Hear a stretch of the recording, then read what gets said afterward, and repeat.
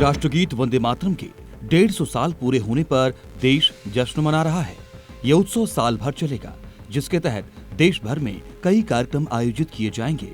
दिल्ली में वंदे मातरम के 150 साल पूरे होने पर आयोजित वर्षगांठ समारोह का प्रधानमंत्री नरेंद्र मोदी ने खुद उद्घाटन किया। इस अवसर पर पीएम मोदी ने डाक टिकट और सिक्का जारी कर इस विरासत को अमर कर दिया।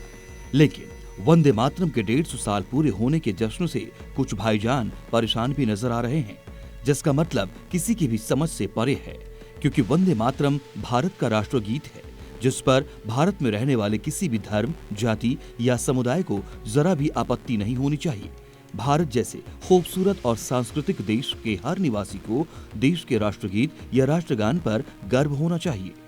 राष्ट्रगीत वंदे मातरम, जिसका एक एक शब्द देशभक्ति से गूंजता है, जिसकी धुन देश के प्रति प्यार को दर्शाती है, जो देश में आंदोलन का प्रतीक बना, उस पर किसी को जरा सी भी दिक्कत परेशानी कैसे हो सकती है?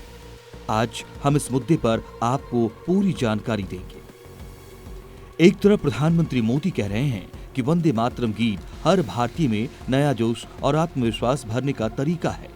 पीएम मोदी मानते हैं कि जैसे देश में स्वच्छ भारत अभियान, बेटी बचाओ बेटी पढ़ाओ और मेक इन इंडिया जैसी योजनाएं देश को तेजी से आगे बढ़ा रही हैं, वैसे ही वंदे मातरम का उत्सव हर भारतीय में नया जोश और आत्मविश्वास भरेगा।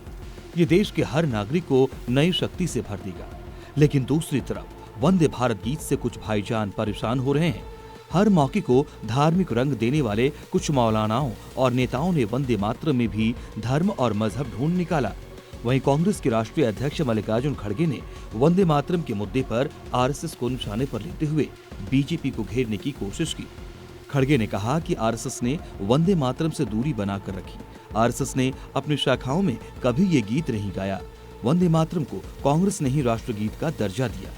उधर मुंबई में समाजवादी पार्टी के नेता अबू आजमी ने तो वंदे मातरम गाने से ही साफ इनकार कर दिया, जिसके बाद हिंदू संगठन और बीजेपी के कार्यकर्ताओं ने भारत माता की तस्वीर और तिरंगे के साथ वंदे मातरम गीत गाया और वंदे मातरम का विरोध करने वालों के खिलाफ में नारेबाजी की।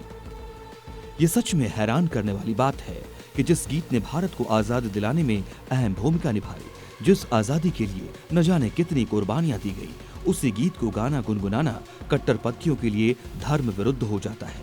कुछ सियासतदान इस पर अपने हिंदू मुस्लिम वाली राजनीति चमकाने लगते हैं।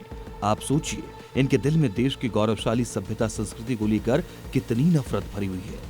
अब इन्हें कौन समझाए कि ये हिंदू मुस्लिम का मुद्दा नहीं है, ये सीधे सीधे देशभक्ति का मामला है। इस पर विवाद का बढ़ना सत्ता पक्ष के लिए भी अच्छा नहीं है। विपक्ष की तरफ से इसे सियासी मुद्दा बनाना तो बिल्कुल ही गलत है। वंदे मातरम का गौरवशाली इतिहास रहा है। 7 नवंबर 1875 को बंकिम चंद्र चट्टोपाध्याय द्वारा रचित इस अमर मंत्र को बने पूरे 150 साल हो गए हैं। मातृभूमि की जय के सीधे अर्थ वाले इस गीत ने स्वतंत्रता संग्राम की मिसाल जलाई थी। इस गीत पर विवाद अंग्रेजों के समय में भी हुआ था। तब अंग्रेजों ने साजिश के तहत राष्ट्रवादी सोच को बांटने की कोशिश की थी। 1937 में कांग्रेस का महाराष्ट्र में फैजपुर अधिवेशन हुआ था। उस कमेटी के अध्यक्ष पंडित जवाहरलाल नेहरू थे। इस कमेटी में मौलाना अबुल कलाम आजाद भी शामिल थे। कांग्रेस कार्य समिति ने फैसला लिया कि केवल गीत के पहले 2 छंद ही गाए जाएंगे, बाकी छंदों को हटा दिया जाएगा। इसका कारण था मुस्लिम लीग और कुछ मुस्लिम नेताओं का विरोध, जो गीत को हिंदू देवी की पूजा का प्रतीक मानते थे। हालांकि सुभाष चंद्र बोस ने गीत के पूर्ण संस्करण के पक्ष में वकालत की थी, लेकिन नेहरू ने इस पर असहमति जताई थी। आखिरकार पंडित जवाहरलाल नेहरू की अध्यक्षता में बनी इस कमेटी के फैसले के मुताबिक इस गीत की शुरुआती 2 पैरा को ही राष्ट्रगीत के रूप में मंजूरी दी गई। तब जाकर 24 जनवरी 1950 को वंदे मातरम गीत को राष्ट्रगीत के रूप में मंजूर किया गया। तब संविधान सभा ने ये भी स्पष्ट किया था कि देश के किसी नागरिक को इसे गाने के लिए बलपूर्वक बाध्य नहीं किया जा सकता है। लेकिन इस गीत पर आज भी विवाद और सियासत जारी है। आज प्रधानमंत्री नरेंद्र मोदी ने भी इसका जिक्र किया। प्रधानमंत्री मोदी ने कहा कि वंदे मातरम के विभाजनकारी बदलाव आज भी राष्ट्र निर्माण के लिए चुनौती बने हुए हैं। बीजेपी ने कहा कि 1937 में तब वंदे मातरम के टुकड़े करने वाली सोच आज भी चुनौती बनी हुई है। ब्यूरो रिपोर्ट, जी मीडिया।